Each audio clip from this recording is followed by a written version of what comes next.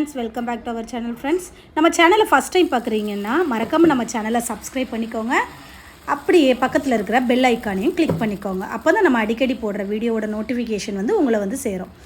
Friends, இன்றைக்கி நான் வீட்டில் என்ன பண்ணியிருக்கேன்னா தோசை மாவை வச்சு வீட்லேயே பீஸா மாதிரி பண்ணியிருக்கேன். ஃப்ரெண்ட்ஸ், இது எதுக்காக இப்படி பண்ணியிருக்கேன்னா, இப்போ வீட்டில் நம்ம குழந்தைங்களாம் இப்போ இருக்கிற குழந்தைங்க ஜங்க் ஃபுட்ஸ் ரொம்ப விரும்பி சாப்பிடுவாங்க. ஜங்க் ஃபுட்ஸுக்கு ரொம்ப அடிக்டடு. அதனால் அந்த மாதிரி பிள்ளைங்களுக்கு கொடுக்காம நம்ம வீட்டிலையே இதுதான் பீஸான்னு இப்படி நம்ம சொல்லி கொடுக்குறத செஞ்சு கொடுக்குறத பிள்ளைங்க சாப்பிட்ருவாங்க. அதுக்கு தான் நான் இப்போ தோசை மாவை வச்சு பீஸா மாதிரி பண்ணியிருக்கேன். ஃப்ரெண்ட்ஸ், அதுதான் எப்படி பண்ணியிருக்கேன்னு உங்கள்கிட்ட நான் ஷேர் பண்ணியிருக்கேன். வாங்க இப்போ நம்ம வீடியோக்குள்ளே போகலாம். ஏன்னா நம்ம ஜங்க் ஃபுட்ஸ்லாம் குழந்தைங்களுக்கு அதிகமாக கொடுக்க வேண்டாம். இப்போ இருக்கிறதுல இந்த மாதிரி நம்ம செஞ்சு கொடுக்கும்போது இதில் இருக்கிற சத்து எல்லாமே குழந்தைங்களுக்கு கிடச்சிரும்.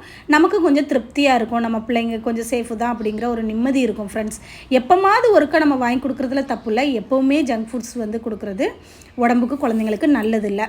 வாங்க ஃப்ரெண்ட்ஸ், அது எப்படி பண்ணணும்னு பார்க்கலாம். அதுக்கு நான் ஒரு தோசைக்கல்லில் நல்லெண்ணெயை ஊற்றி நல்லா கல் சூடானதுக்கப்புறம் ஒரு 2 கரண்டி தோசை மாவு எடுத்து அப்படியே அழகாக ஊற்றி எடுத்துருக்கேன். ஃப்ரெண்ட்ஸ், ஊற்றி எடுத்து தீயை ரொம்ப சிம்மிலேயே வச்சு அந்த மாவை வேக விடுங்க. அப்புறம் நான் ஒரு 2 முட்டை எடுத்து, முடிஞ்சால் நாட்டுக்கோழி முட்டை எடுத்துக்கோங்க. அது இன்னும் நல்லா கலர்ஃபுல்லாக இருக்கும். நான் நாட்டுக்கோழி முட்டை தான் ஊற்றிருக்கேன். அதான் நல்லா எல்லோயிஷாக இருக்குது.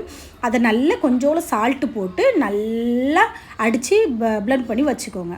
அப்புறம் அந்த தோசை மாவு மேலே அப்படியே நைஸ் அழகாக அந்த பீஸாக்கு சீஸ் போட்டிருப்பாங்க இல்லையா, அந்த மாதிரி நம்ம குழந்தைங்க சீஸுன்னு கேட்டால் இந்த எக்கை சொல்லிக்கலாம். முட்டையை இதுதான் அம்மா சீஸு பாரு எப்படி இருக்குது அப்படின்னு சொல்லி நம்ம அந்த சீஸுன்னு சொல்லி சொல்லிக்கலாம் குழந்தைங்கிட்ட. அதேமாரி முட்டையை நல்லா இது பண்ணிவிட்டு நான் பல்லாரியை சின்னதாக வெட்டி வச்சுருக்கேன். அதையும் அந்த கார்னிஷ் பண்ணுறதுக்காண்டி, அதை அழகுபடுத்துறதுக்காண்டி சுற்றி அழகழகாக வச்சுட்டு, பச்சை மிளகாவை நான் என்ன பண்ணியிருக்கேன்னா கிராஸ் வாக்கில் கட் பண்ணியிருக்கேன். ஃப்ரெண்ட்ஸ், மேக்ஸிமம் நம்ம பீஸாலலாம் பார்த்தோன்னா இப்படி தான் இருக்கும். ஒரு மிளகா வச்சுருப்பாங்க, கொஞ்சம் புளிப்பு டேஸ்ட்டோடு இருக்கும். அந்த மாதிரி பிள்ளைங்களுக்கு இது பீஸா தான் அவங்க நம்பணுங்கிறதுக்காண்டி கொஞ்சம் கிராஸ் கட்டிங்கில் அப்படி கட் பண்ணி அப்படியே அழகாக அங்கே இங்கே ஒத்தையாக அழகாக டெக்கரேட் பண்ணி அழகாக வச்சுட்டு, நம்ம வீட்டிலையே அரைச்ச இட்லி பொடி இருக்கும். அப்படி இல்லை இட்லி பொடி இல்லைன்னா கடையிலனாலும் வாங்கிக்கோங்க. அதையும் அப்படி மேலாட்டு அப்படி பூ போல் அழகாக தூவி விட்டுக்கோங்க. பாருங்கள் ஃப்ரெண்ட்ஸ், பார்க்குறதுக்கு எவ்வளோ அழகாக கலர்ஃபுல்லாக சூப்பராக இருக்கிறது இல்லை, பார்க்குறதுக்கு ஒரிஜினல் பீஸா மாதிரியே இருக்குது இல்லையா. இது இப்படி நம்ம செஞ்சு கொடுக்கும்போது பிள்ளைங்க அந்த சூடோடையே கொடுங்க. அப்போ அந்த வாசனை இதுக்கும் அந்த எக் இதுக்கும் பிள்ளைங்க விரும்பி சாப்பிட்ருவாங்க. ஏன்னா இதில் காரம் எல்லாமே இருக்குது. இதில் போட்டிருக்கிறது எல்லாமே கொஞ்சம் சத்தான ஆகாரம் தான். பிள்ளைங்களுக்கு அது அந்த சத்து கிடச்சிரும். அதனால் நமக்கு கொஞ்சம் திருப்தியாக இருக்கும்.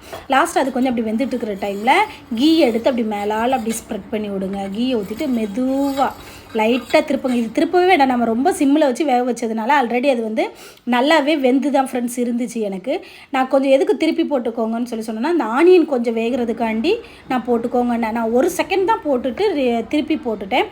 பாருங்கள் ஃப்ரெண்ட்ஸ், எப்படி அழகாக இருக்குன்னு பாருங்கள். இந்த பீஸா சூப்பராக ரெடி ஆகிட்டு. இந்த வீடியோ பிடிச்சிருந்தா லைக் பண்ணுங்கள், கமெண்ட் பண்ணுங்கள், ஷேர் பண்ணுங்கள் ஃப்ரெண்ட்ஸ்.